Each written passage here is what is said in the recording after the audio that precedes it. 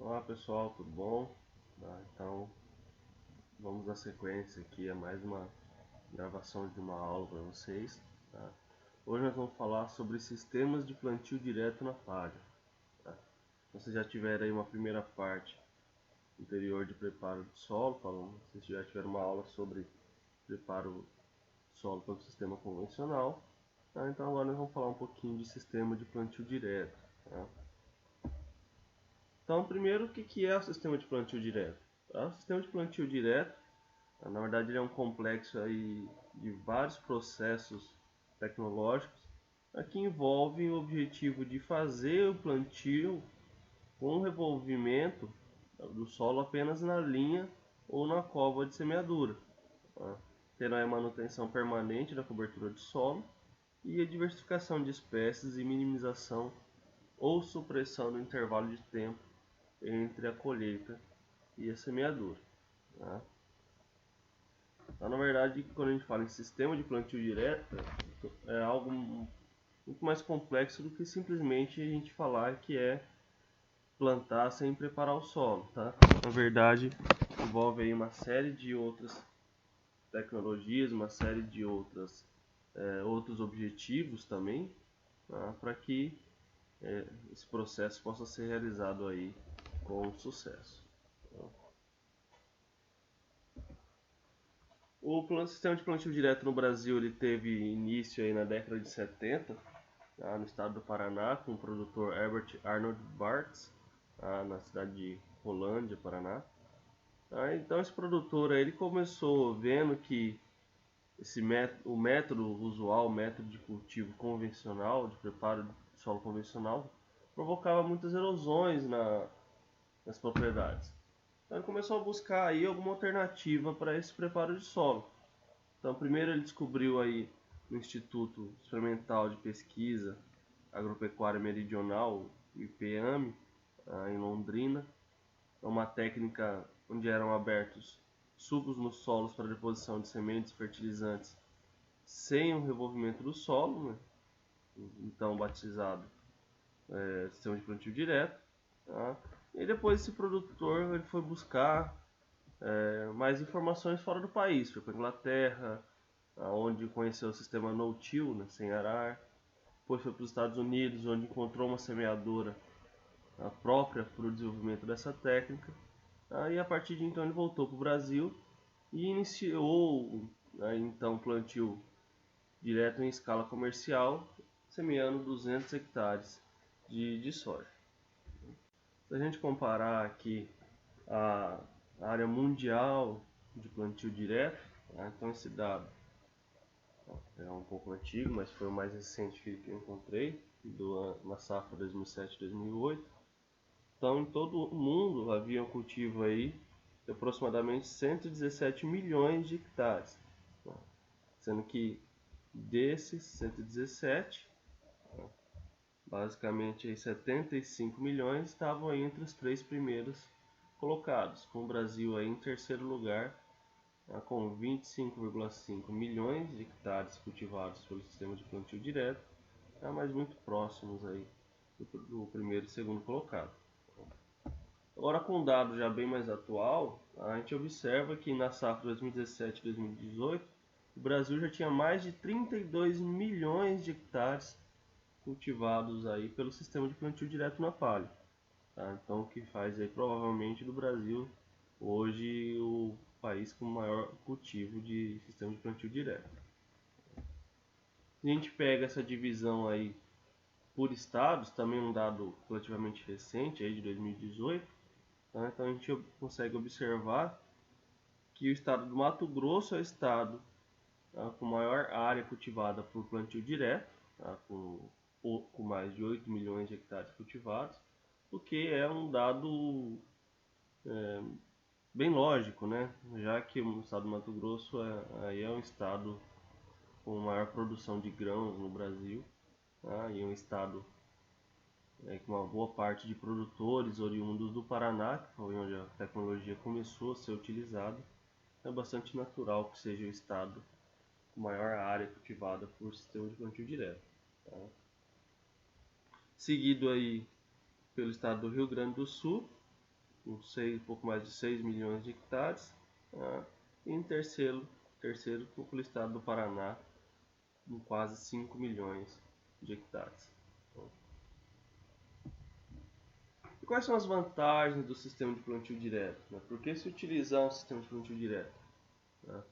Primeiro, a gente tem controle de erosão. Tá? Então essa vantagem que foi a grande motivação, tá, dos primeiros produtores, e é a principal vantagem, uma das principais vantagens, né, aliás, desse sistema de produção. Tá? Então por que ele ajuda muito no controle de erosão? Tá? Porque você tem um solo totalmente coberto. Tá? Então você não tem, independente mesmo quando a cultura ela está nas fases iniciais, onde você não tem aí o fechamento do solo, você tem esse solo protegido aí pela palhada da cultura anterior. Então formando essa cama aí de proteção para a chuva, né, que entre outras vantagens diminui aí a ocorrência de erosão. Né. Diminui também o consumo de combustível, né, o consumo de diesel, já que você tem um número menor de operações, você não realiza o preparo, nem o preparo primário, nem o preparo secundário do solo em área total. Então você não vai ter aí, além do tempo que você economiza, você tem aí uma economia com um menor gasto de combustível. Você tem uma maior retenção de água no solo. Tá? Nós vamos falar muito lá na disciplina de irrigação sobre retenção de água no solo. Tá? A grosso modo é a capacidade que o solo tem de reter essa água, de manter a umidade. Tá? E por que ele tem essa maior capacidade de retenção de água? Somente por dois motivos. Tá?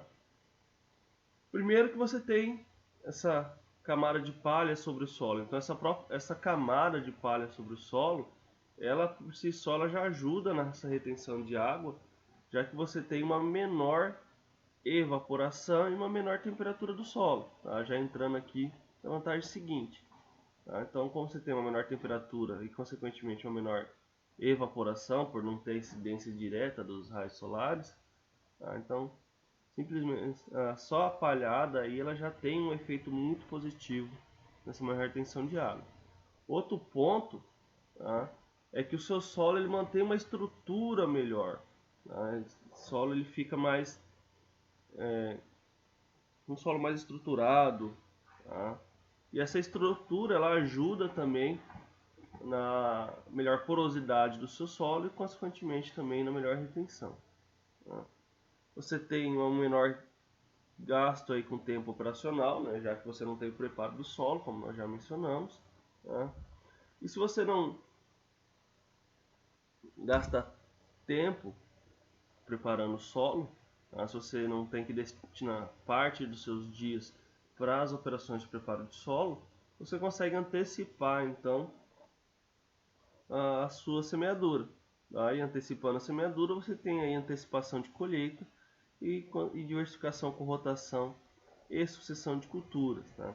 Já que rotação e sucessão são um dos princípios, aí, um dos pilares do sistema de plantio direto, como nós vamos falar mais na sequência.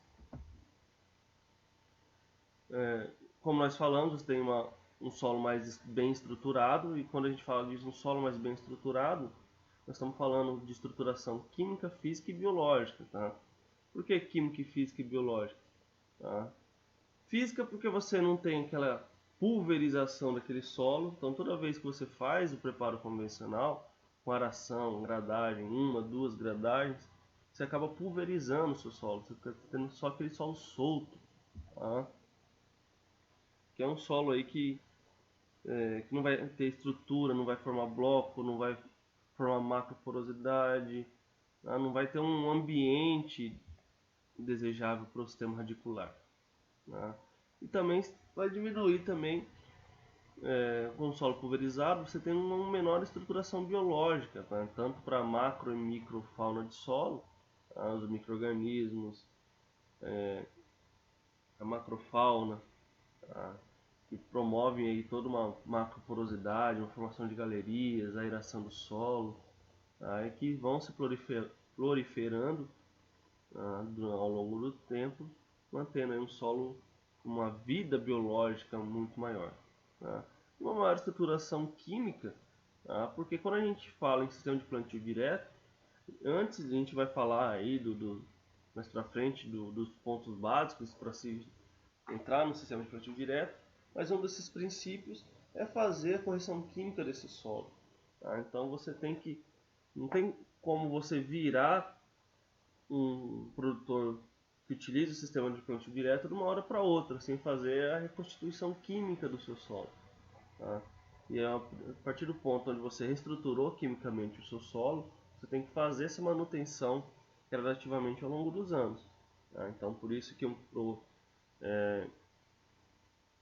solo, um plantio direto bem feito, bem mantido, com uma manutenção adequada, você vai ter um solo aí com uma qualidade tanto química, física quanto biológica muito melhor do que num sistema convencional.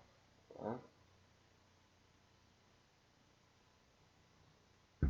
Você também tem uma racionalização dos insumos agrícolas, como por exemplo o diesel que nós já falamos. Tá? Você, consequentemente, gastando menos diesel, você tem aí uma redução da poluição ambiental também. Tá? Sem falar que com menos erosão você tem menos solo, menos defensivo, menos fertilizante que é levado aí para as áreas de baixada, para as áreas de corpos hídricos, aí provocando aí menos assoreamento, menos eutrofização desses corpos hídricos. Né? Então também toda uma conservação ambiental envolvendo a política e do sistema de plantio direto. Você consegue uma otimização da área agrícola, tá? Com diminuição de novas áreas. Tá? Por quê? Porque você consegue buscar maiores produtividades. Então, se você consegue otimizar o seu plantio, tem um custo menor aí, com insumos, tá?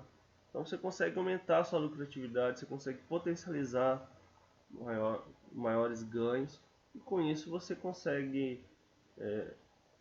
você não tem necessidade de aumentar a sua área de plantio para poder buscar maiores lucros, maiores produtividades. Né? E você também tem a oportunidade de ocupar a área pelo terraço. Tá? Como assim ocupar a ocupação da área pelo terraço? Né? A partir do momento que você tem a sua área totalmente coberta, tá? Com palhada, tá? Você pode ter uma diminuição do número de terraços, não é retirar todos os terraços. Tá? Você precisa continuar mantendo sua conservação do solo. Tá? Mas você pode ou diminuir um pouco o número de terraços, dependendo do declive do seu terreno, tá? Ou, o que é mais aconselhado, utilizar terraços de base larga. Tá? Então você pode ter terraços mais baixos e de base larga. Com terraços de base larga, tá? Você consegue ocupar esses terraços, você consegue plantar sobre esses terraços. Tá? Então, o que facilita aí, que aumenta o seu aproveitamento também.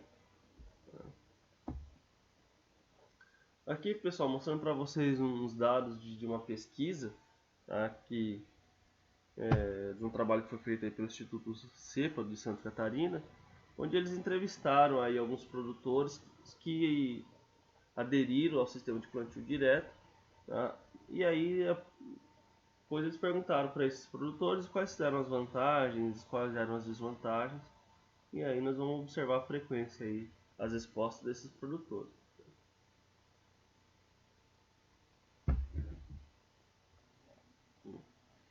Então, desses produtores,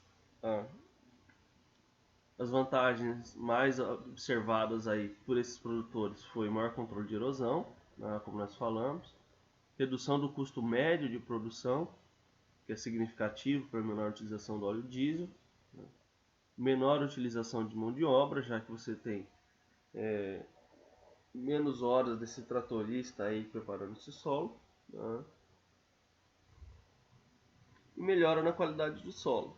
Né?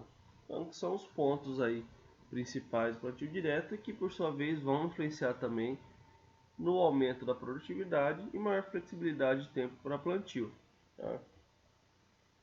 Como que nós falamos, já que você não tem parte do seu calendário agrícola tendo que ser destinado aí para preparo de solo.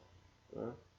Só que, como tudo na vida, nem tudo são só vantagens, né? A gente tem também desvantagens, e essas desvantagens elas exigem aí maior conhecimento técnico para poder driblá-las, né? Nós vamos falar também mais na sequência. Mas entre as desvantagens, o que mais foi apontado por esses produtores, primeiro foi o aumento da incidência de pragas. Né? Por que isso ocorre? Porque, queira ou não, toda vez que você prepara o solo, o revolvimento desse solo é também um método de controle de pragas, não só de pragas, mas também de plantas daninhas. Né? Então esses são aí dois grandes gargalos ainda do sistema de plantio direto, tá? Que é o controle de pragas e o controle de plantas daninhas. Né? Porque o simples fato de você revolver esse solo, você está expondo essas, principalmente pragas de solo, né? Você está expondo esses corós, essas pragas de solo, ao controle de inimigos naturais. Então, a própria exposição ao sol, a exposição a pássaros, tá?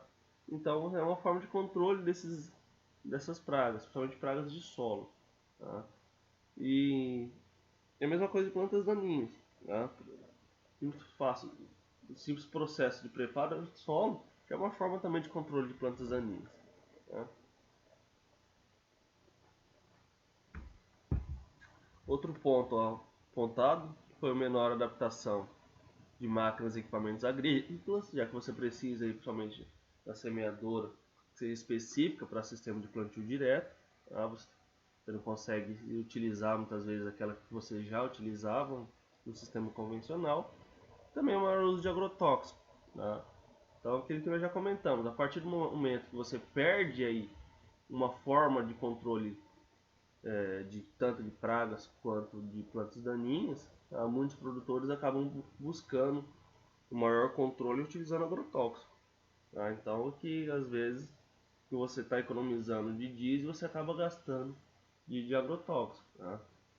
Mas como eu falei, um sistema de plantio direto bem feito, seguindo à risca todas as recomendações, você acaba conseguindo também, com uma rotação de cultura bem feita, tudo controlar um pouco também essa maior incidência tanto de pragas quanto de doenças.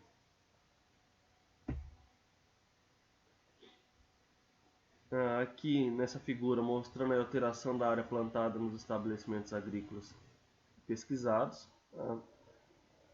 Então o que essa figura fala? Entre todos os produtores que estavam utilizando o sistema de plantio direto, mais da metade, mais de 54%, aumentou a área cultivada com plantio direto, 33% permaneceu com a área que tinha e só 13% reduziu a área cultivada com plantio direto. Está mostrando aí que praticamente quase 90% dos produtores ou mantiveram ou a maioria realmente aumentou a área cultivada com esse sistema.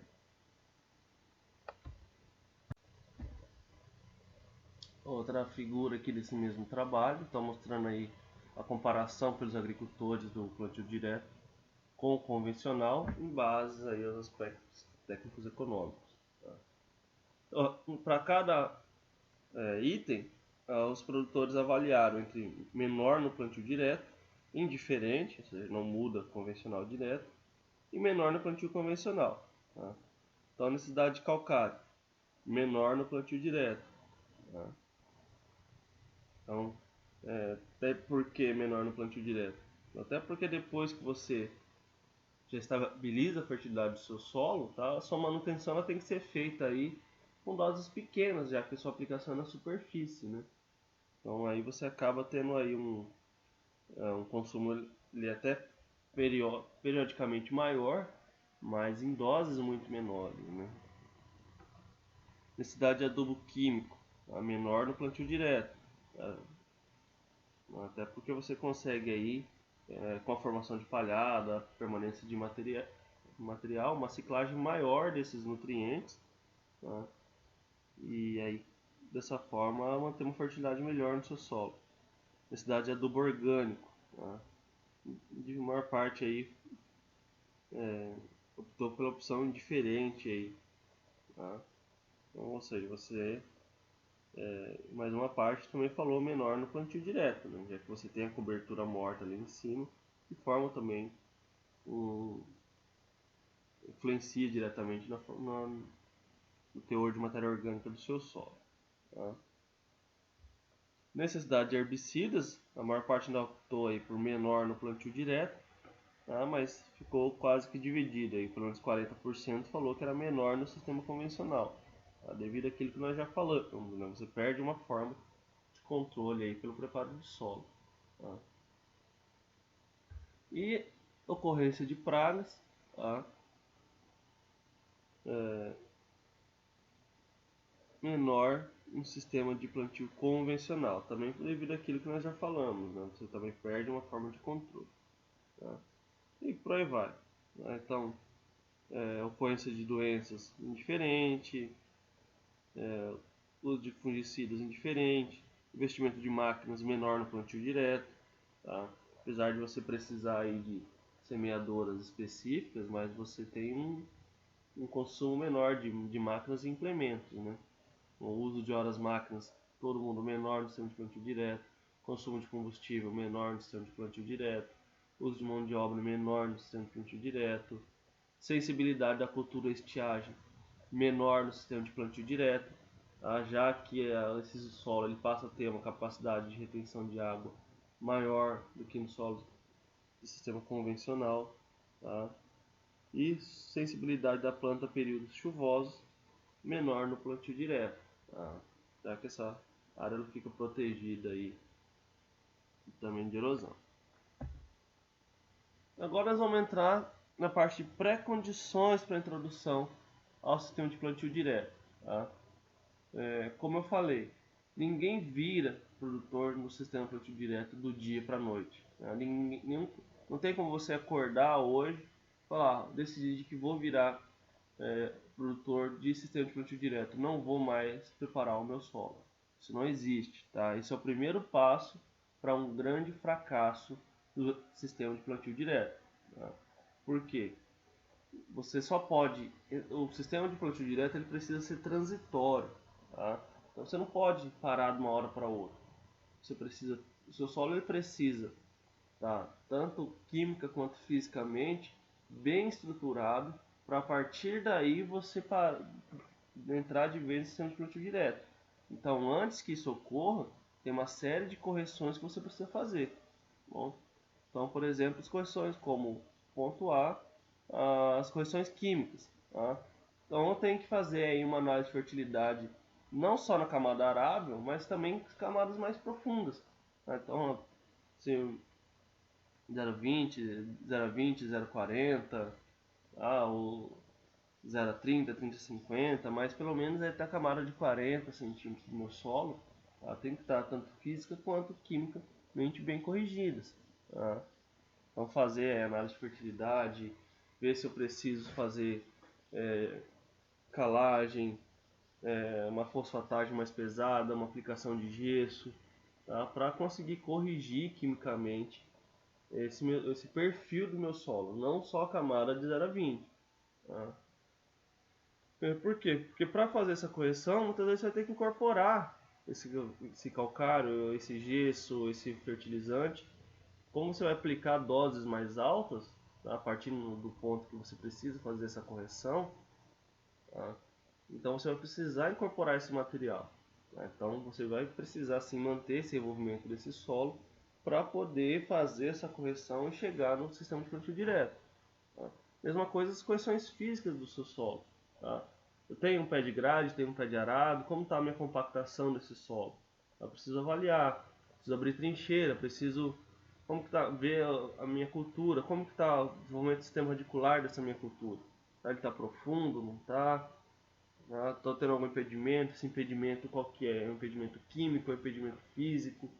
Lembrando que o impedimento químico é o teor de alumínio. O alumínio, por ser tóxico às raízes, ele forma um impedimento químico. Então, onde eu tenho presença de alumínio, na maior parte das culturas eu não vou ter um desenvolvimento do sistema radicular. O sistema radicular ele não passa dessa camada. Então, ver tudo isso, estou com compactação, então você vai ter que entrar com uma escarificação, uma subsolagem, para poder romper essa camada compactada antes de entrar no sistema de plantio direto. as práticas conservacionistas. Então eu vou ter que eliminar a erosão, tá? Utilizar os terraços de base larga. Tá? Se eu tiver erosão na minha área, eu vou ter que ver uma forma de controlar, de proteger. Tá? Então, sempre controle, evitar esse tipo de cenário. O sistema de plantio direto por si só, tá? Ele não vai eliminar esse tipo de situação. Tá? Óbvio, ele vai ajudar e muito para que situações como essas não ocorram. Mas a partir do momento que você já tem uma vossoroca estabelecida na sua área, você precisa pensar numa forma de controle, uma forma de retenção, uma forma de isolamento, de proteção dessa área, tá? Para que o sistema de plantio direto seja uma ferramenta a mais. Não é o sistema de plantio direto que vai resolver todos os problemas, tá? Então, para se evitar situações como essas aí, a gente observa aí em diversos graus de erosões, tá? Uma bela de uma vossoroca, a imagem aérea, como que fica, tá? Então, imagina o tanto de solo que foi perdido, tanto de assoreamento que foi causado devido à existência dessa vossoroca. Tá? Dando sequência, então, outro ponto aí de condições para a introdução do sistema de plantio direto é o planejamento. Tá? Então, não queira fazer essa transição de uma vez numa área toda. Tá? Então, 100% da área já iniciar esse sistema de plantio direto. Tá? Faça isso gradativamente. Tá? Como tem uma pessoa que costuma falar bastante isso, comece errando com pouco, tá? Para acertar com muito depois. Tá? Então, cada caso é um caso, pessoal. Não existe uma receita de bolo pronta que se possa ser utilizado para todas as áreas, para todos os tipos de solo, para todos os produtores. Não, cada situação é uma situação. Tá? Então não é o que o seu vizinho fez que vai dar, você vai copiar exatamente e vai dar certo na sua propriedade. Tá? Muitas vezes você pode ter um outro tipo de solo, outro tipo de cultivo, ou outro tipo de pragas, outro tipo de plantas daninhas. Tá? Então toda a tecnologia ela é adaptada. Tá? Levem isso com vocês. Tudo que vocês aprendem, tá, na faculdade, isso vai sendo moldado com a experiência de trabalho, com a situação de cada ambiente. Tá? Então aprendam aos poucos. Tá? Iniciem, se vocês atendem algum produtor que quer começar de plantio direto, façam isso gradativamente. Tá? Começa com uma parte da propriedade. A hora que vocês já tiverem aprendido, já tiverem visto onde que pode ter errado, onde que acertaram, o que deu certo, o que não deu certo, vocês já têm uma experiência maior para errar menos no restante da área. Tá? Então faça esse planejamento. Até porque, o que a gente falou, a primeira coisa é fazer uma correção, tanto física quanto química do solo. Isso normalmente é caro, não é barato. Vai entrar aí com altas doses, muitas vezes, dependendo da situação, entrar com altas doses de calcário, de gesso, de fosfatagem. Tá? Então fica caro para o produtor. Tá? Então fazer isso de maneira planejada, aos poucos. Tá? Fazer o controle de plantas daninhas. Tá? Então você precisa realmente dominar aí o uso de herbicidas, tá? Para essas áreas de plantio direto. Tá? E ter cuidado aí com plantas de alta infestação e incidência tardia. Tá? Então fazer o controle adequado dessas plantas daninhas. Tá? Porque a partir do momento que você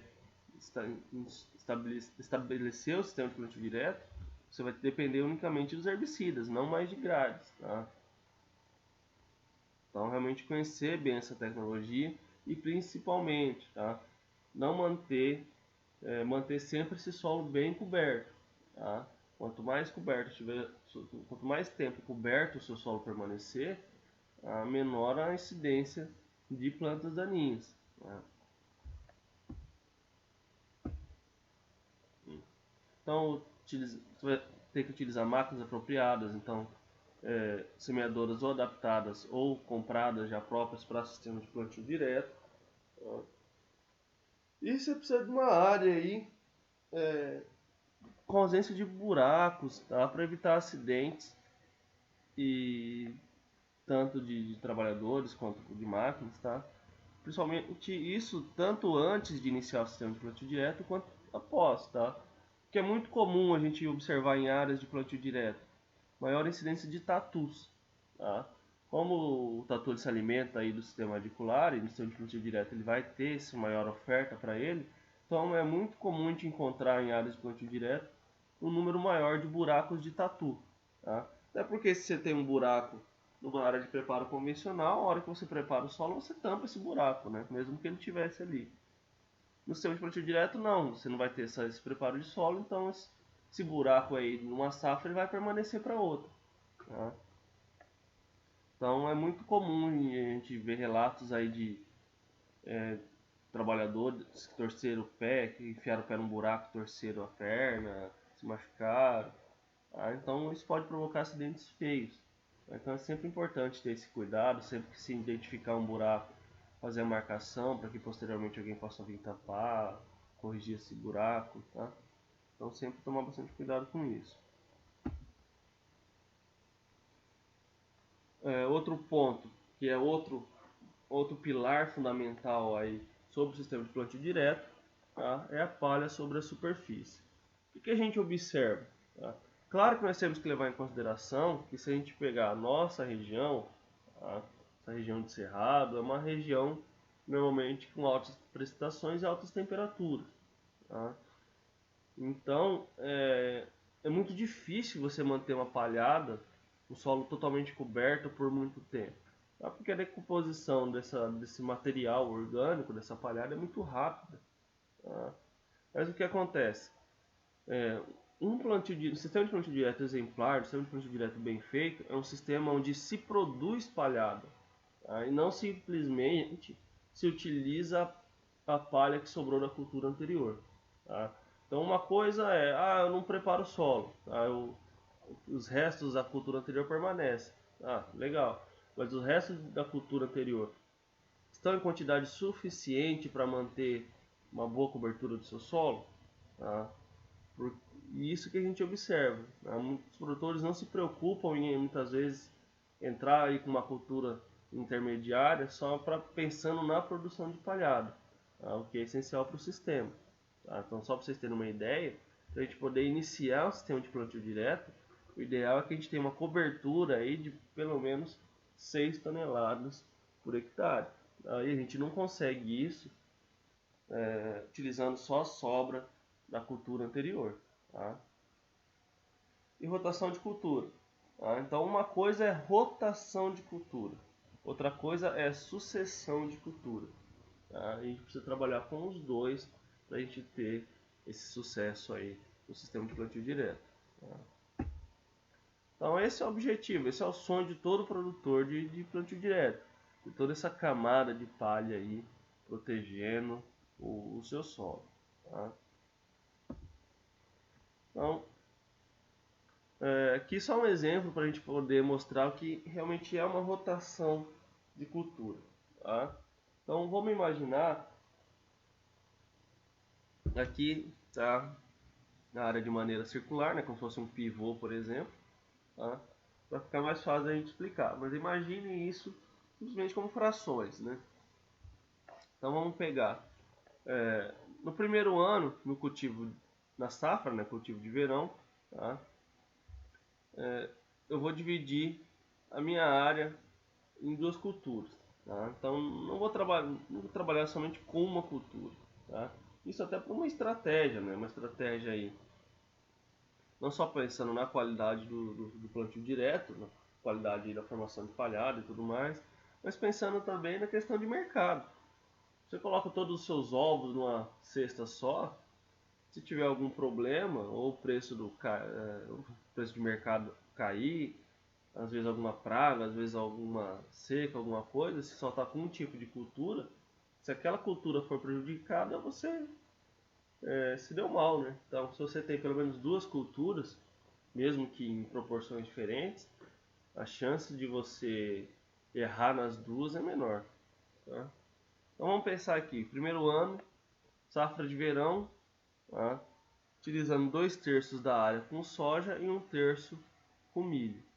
Tá? Na safra de inverno, tá? Já utilizando aí 3 tipos de culturas diferentes, então milheto, sorgo e feijão. Tá? Passou para o ano seguinte, safra de verão. Tá? Eu mantenho milho e soja, tá? E mantenho a proporção, 2/3 de soja e 1/3 de milho. Mas eu rotacionei, eu mudei a posição da cultura. Já não estou plantando nas mesmas áreas que foram no ano anterior. Tá? Então o milho passou para a área onde foi soja no ano anterior, a soja passou para a área que foi milho e só 1/3 permaneceu soja. Tá? E aí entrei na safra de inverno, tá? Ou safra de outono. Tá? Mantive as 3 opções, feijão, milheto e sorgo. Tá? Mas olha a diferença, eu rotacionei, eu mudei. Onde era milheto passou a ser feijão, onde foi sorgo passou a ser milheto e onde foi feijão passou a ser sorgo. Tá? E aí no terceiro ano, tá? Eu fecho o ciclo. Tá? Então aquela única área onde tinha sido soja nos 2 anos anteriores passou a ser milho. Tá? E a soja nas outras 2 áreas. E na safra de outono a mesma coisa. Tá? Aonde foi milheto no primeiro ano e feijão no segundo ano, é sorgo no terceiro ano.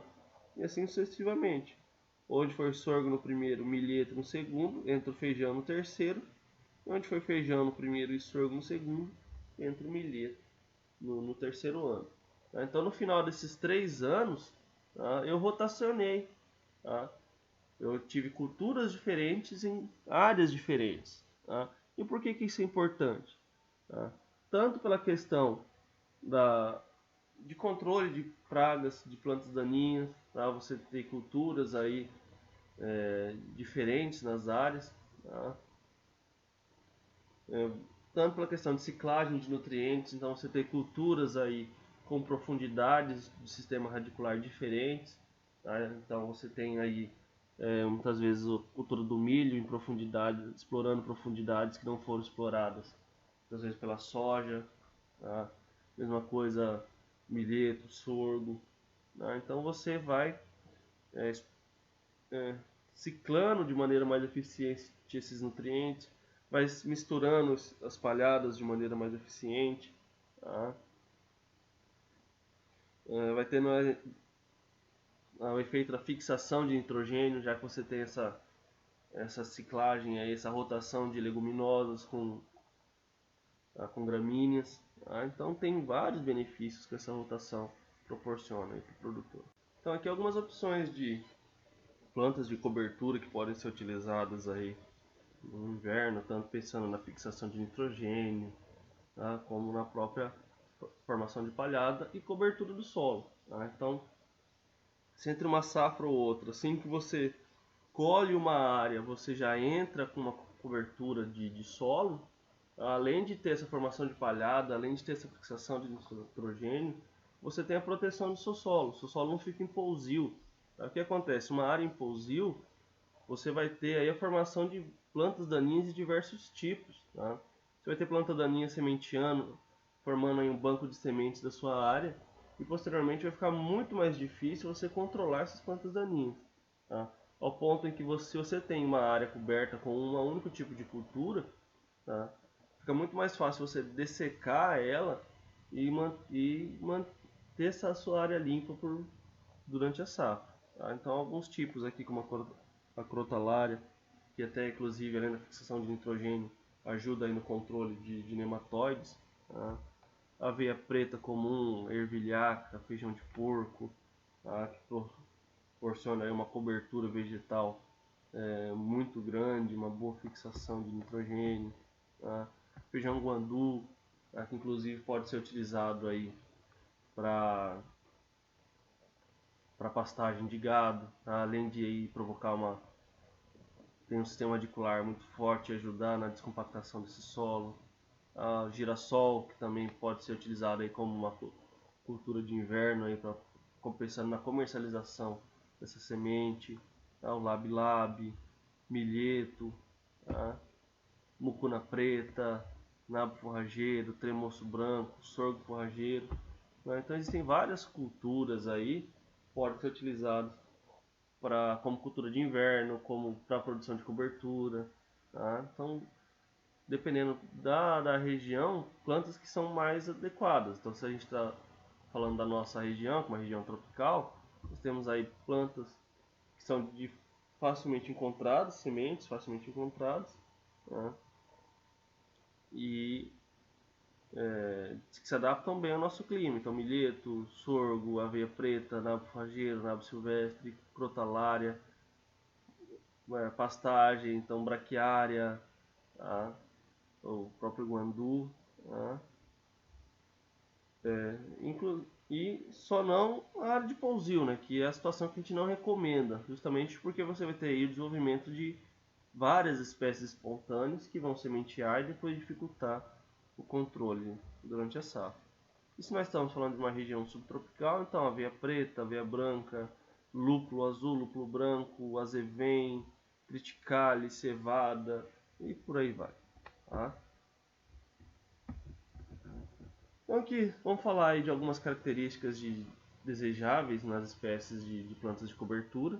Tá? Então primeiro uma boa quantidade e uma boa qualidade de palhado. Tá? Quantidade nós estamos falando aí de volume, de toneladas por hectare. E qualidade nós estamos falando da relação CN. Tá? O que quer dizer essa relação CN? A relação aí entre carbono e nitrogênio. Tá? Qual que é a influência, qual que é a importância da relação CN? O que acontece? Leguminosas, tá? São plantas que têm uma baixa relação CN. O que isso influencia? Tá? Uma baixa relação CN, tá? São plantas que vão se decompor mais fácil no solo. Tá? Então, como eu tenho uma quantidade maior de nitrogênio por carbono, tá? Eu vou estar fornecendo uma quantidade maior de nitrogênio para o meu solo, tá? Mas eu vou em compensação, essas plantas vão se decompor rápido. Tá? Então, vão proteger o meu solo por um período menor de tempo. Tá? Quando eu falo de uma planta, de uma gramínea, eu tenho o contrário. Tá? Então, eu tenho uma alta relação CN. Então, são plantas que vão durar mais, uma palhada que vai durar mais na minha área. Tá? Só que eu vou fornecer menos nitrogênio. Aí, dependendo da relação CN, eu posso até ter aí uma diminuição do nitrogênio do solo. Por quê? Porque essas bactérias que estão no solo vão ter que consumir o nitrogênio que estão no solo para poder decompor, para usar isso como energia para decompor a palhada do meu solo, da minha cultura, tá? Para decompor a palhada que está sobre o meu solo. Então, muitas vezes, num primeiro momento, em vez dessa palhada fornecer nitrogênio para o meu solo, ela vai remover o nitrogênio que eu tenho no solo. Tá? Óbvio que esse nitrogênio que é consumido pelas bactérias, pela microfauna do solo, posteriormente ela vai ser disponibilizada novamente. Tá? Mas num primeiro momento ocorre essa indisponibilização para poder decompor essa palhada. Tá? Então por isso aí ter essa rotação, ter buscar essa relação CN de maneira equilibrada. Tá? O outro ponto importante é que ela tem um ciclo rápido de formação, tá? Principalmente se a nossa opção for só para formação de palhada, não for uma cultura que eu for comercializar de alguma forma. Então, se estou pensando só em produção de palhada, não posso perder muito tempo com isso. Tá? Eu tenho que entrar com uma safra na sequência. Então, eu preciso que ela seja de ciclo rápido. Tá? Que ela promova uma boa ciclagem desses nutrientes, então que ela tenha um sistema radicular profundo, bem desenvolvido, para poder ciclar esses nutrientes, para poder buscar esses nutrientes que estão em maior profundidade, que não são aproveitados pelas culturas anuais, pelas culturas pelos cereais, as culturas que eu utilizo comercialmente. Tá? Então que ela busque esses nutrientes que estão mais fundos e torne isso disponíveis aí na superfície. Tá? Tem que ter uma boa disponibilidade de semente, então tem que ser um material que eu encontro na minha região. Tá? Porque se eu tiver que buscar essa semente longe, vai aumentar meu custo de produção, que eu não desejo. Tá? Preferencialmente que tenha uma opção aí de comercialização de grãos, Tá? Então, muitas vezes, que ela me ofereça aí, além da formação de palhada, além da cobertura de solo, uma fonte comercial. Tá? Às vezes, um sorgo, tá? Um guandu, alguma coisa, uma própria pastagem para utilizar para um gado, muitas vezes durante o período de inverno. Tá? E que não seja hospedeira aí de pragas e doenças. Então, que ela venha contribuir justamente para a quebra desse ciclo de patógenos e de pragas. Tá? Então, por exemplo, se eu tive problema com uma determinada praga ou doença na safra de verão, eu não vou botar como uma planta para fazer essa rotação, para fazer esse cultivo, que sofra da mesma praga ou da mesma doença. Porque ao invés de eu quebrar o ciclo desse patógeno, quebrar o ciclo dessa praga, eu vou prolongar esse ciclo. Eu vou deixar eu vou fazer com que essa praga, com que esse patógeno continue presente na minha área. Tá? São coisas que a gente não deseja. Outro ponto é que eu tenho um baixo consumo com herbicida. Então, a hora que eu for entrar com a minha nova cultura, eu preciso ou dessecar ou roçar essa planta de cobertura. Tá? Então, se eu for dessecar, que seja uma cultura que exija aí doses menores de herbicida, tá? Para não encarecer o meu custo de produção. Tá? Preferencialmente espécies alelopáticas. Tá? O que acontece? Algumas culturas, como a braquiária, por exemplo, são alelopáticas. O que é uma planta alelopática? Por algum motivo ela tem alguma propriedade no sistema radicular, ela elimina alguma substância que dificulta aí a germinação e crescimento de plantas diferentes ao redor delas. Então isso vai ajudar também a diminuição de plantas daninhas durante esse ciclo. Tá? Que mantém o solo protegido, tá? E com uma boa produção aí de palhada por hectare. Tá? Por um maior período de tempo, né? Então por isso a importância da gente ter esse equilíbrio entre a relação CN. Seja de fácil manejo mecânico ou físico, né? O que a gente já falou, fácil dessecação ou de fácil roçagem.